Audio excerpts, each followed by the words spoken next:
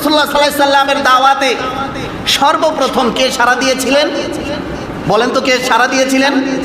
সর্বপ্রথম ইসলামকে গ্রহণ করেছিলেন খাদিজাতুল কুবরা রাদিয়াল্লাহু তাআলা আনহা। ভুলে গেছেন?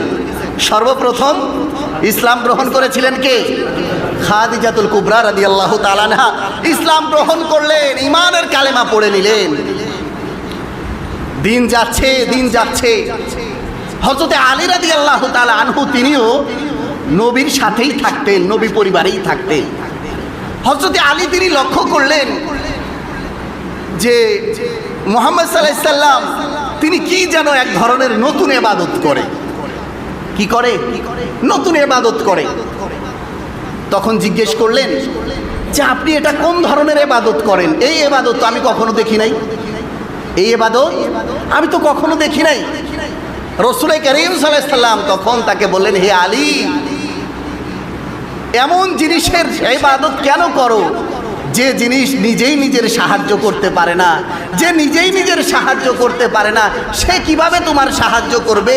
অতএব লাত উজ্জার পূজা বাদ দাও, অনুসরণ করা বাদ দাও, লাত উজ্জার ইবাদত করা বাদ দাও, এক আল্লাহর ইবাদত করো। আমি তোমাকে ইসলামের দাওয়াত দিচ্ছি, আমি তোমাকে ইসলামের দাওয়াত দিচ্ছি। হযরতে আলী রাদিয়াল্লাহু তাআলা আনহু তিনি এই দাওয়াত শুনে বললেন যে এটা তো একটা নতুন বিষয়, এটা একটা নতুন বিষয়, এটা একটা বড় বিষয়। তাহলে আমি বিষয়টি আবার বাবার সাথে আলোচনা করি। রাসূল কারীম সাল্লাল্লাহু আলাইহি সাল্লাম হযরত আলীকে বললেন, হে আলী, তুমি যদি এককভাবে সিদ্ধান্ত নিতে পারো তাহলে সিদ্ধান্ত নাও, আর যদি এককভাবে সিদ্ধান্ত না নিতে পারো চুপ থাকো, তবে কাউকে এই কথাটা বলবা না। কারণ আল্লাহ তাআলা তখনও প্রকাশ্যে ইসলাম প্রচারের নির্দেশ আল্লাহকে দেয় নাই, রসুলকে দেয় নাই। তো রসুল বললেন, আলী, যদি তুমি একক সিদ্ধান্ত নিতে পারো তাহলে নাও, আর যদি সিদ্ধান্ত না নিতে পারো তাহলে চুপ থাকো, কিন্তু তুমি তোমার বাবাকে বলো না।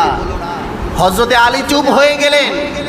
কিন্তু রাতের বেলায় তার আর ঘুম আসে না। রসুলের দাওয়াত তার বিবেককে আপনার ভূমিকম্প তুলে দিয়েছে যে আসলেই তো মুহাম্মদ সাল্লাল্লাহু আলাইহি সাল্লাম এমন একটা কথাই তো বললেন যে যে বস্তু নিজের সাহায্য করতে পারে না, নিজের উপকার করতে পারে না, তাহলে আমরা কেন তার ইবাদত করি? সমাজ কেন তার ইবাদত করে? আসলেই তো তার ইবাদত করা ঠিক হচ্ছে না। আলী রাদিয়াল্লাহু তাআলা আনহু সারা রাত ঘুমাতে পারে নাই। সকাল যখন হলো রসুলের দরবারে গিয়ে বললেন, ইয়া রাসূলুল্লাহ, আমি আপনার দাওয়াত কবুল করে নিলাম, আমাকে আপনি মুসলমান বানায় নেন। সুবহানাল্লাহ বলে।